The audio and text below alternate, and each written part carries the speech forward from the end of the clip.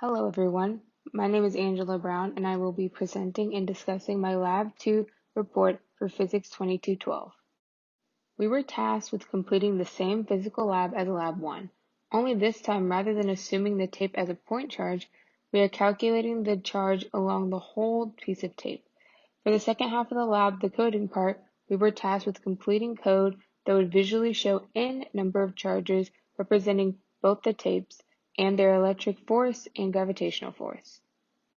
The basic principles surrounding the lab and incorporated into the calculations are the momentum principle, the Newton's third law, and the uniform distribution of charge.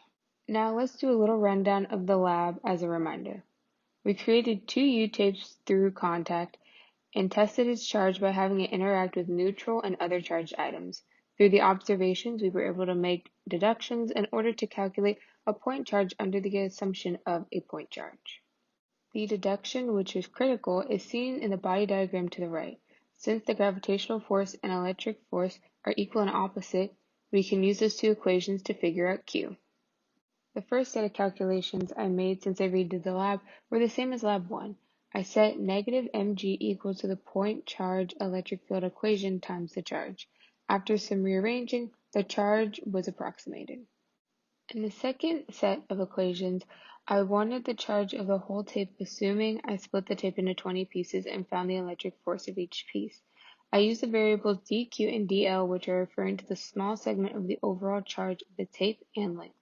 I was able to calculate dq through equaling the charge over the surface of the whole tape and the segment. I found dl by dividing the small segment by the whole tape length. I calculated dq and put it into the dE equation as an example of how it would be calculated and plugged in.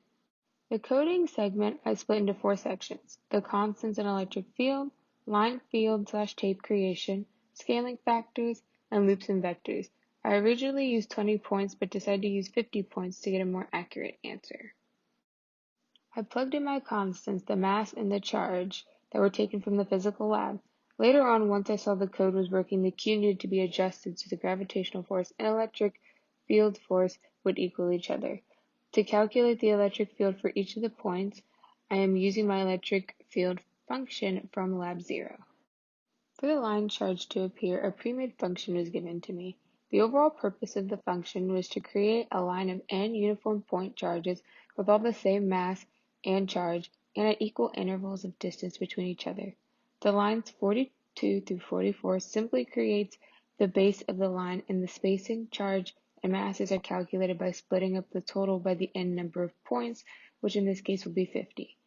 For the for loop, it runs until the number of points are created and puts them in their correct position. Lines 68 through 69 position the two tapes. The scaling factors I manipulated several times to produce an eye-pleasing visual and so that it was easy to visually understand as well. The loops and vector of this section of the program calculate the electric field and electric force for each of the points within the tape. The first for loop will iterate through each piece of the top tape, and the first thing created will be the electric field arrow for each. Next, another for loop is created to iterate through each bottom piece and calculate the electric force on the top piece due to the bottom piece. Then the electric field, electric force, and gravitational force arrows are created. I ran into a few troubles before the code functioned correctly. The first problem can be seen above. The top picture is the one which worked, but the bottom one was given to me in the starter code.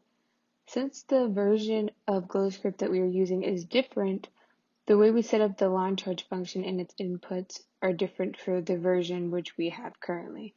After some research and discussions with others, I changed the setup and it worked. My next one is the bottom half of the screen.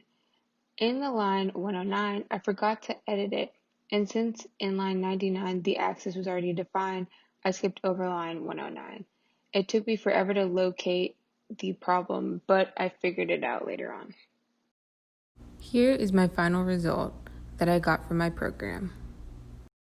My first answer is the charge estimated if it was a single point charge would be 1.482 times 10 to the negative 9 coulombs compared to the line charge model of 8.9384 times 10 to the negative 10 coulombs. My answer to the second question is the difference is because of the point charge assumption is an approximation which assumes the whole item is represented by one point, and in this aspect we split up the pieces of tape. It creates a more accurate representation for the whole item. In conclusion, the variables dq and dl are needed, and the larger the n, the more accurate the answer will be.